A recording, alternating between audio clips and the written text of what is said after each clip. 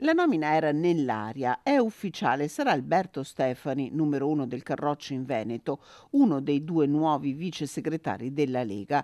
Lui e Claudio Durigon, laziale sottosegretario al lavoro, andranno ad affiancare Andrea Crippa, prendendo il posto del ministro dell'economia Giancarlo Giorgetti e del presidente della Camera, il veronese Lorenzo Fontana.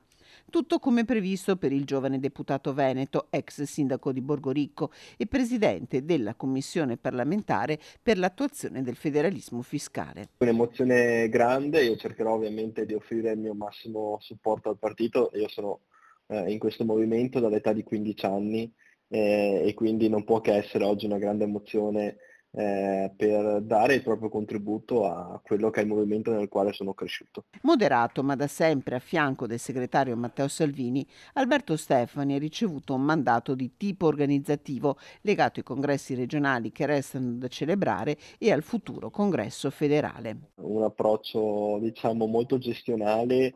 D'altra parte io ho avuto la possibilità di ricoprire questo incarico sia a livello provinciale a Padova, a Venezia, poi a livello regionale e oggi diciamo a livello nazionale.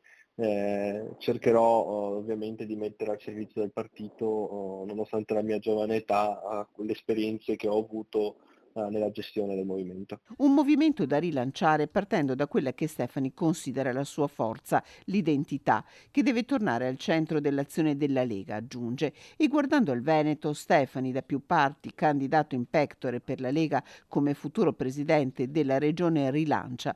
C'è ancora margine per un terzo mandato a Luca Zaia. Sto lavorando, anzi sono il primo firmatario, quindi anche pubblicamente, della proposta di legge per il terzo mandato di Zaia, perché credo che Luca Zaia abbia, la possibilità, debba avere la possibilità di fare un altro mandato. Ovviamente, ci deve essere la convergenza politica di tutte le forze politiche centrodestra. Abbiamo visto che Forza Italia si è chiamata fuori, lanciando Tosi.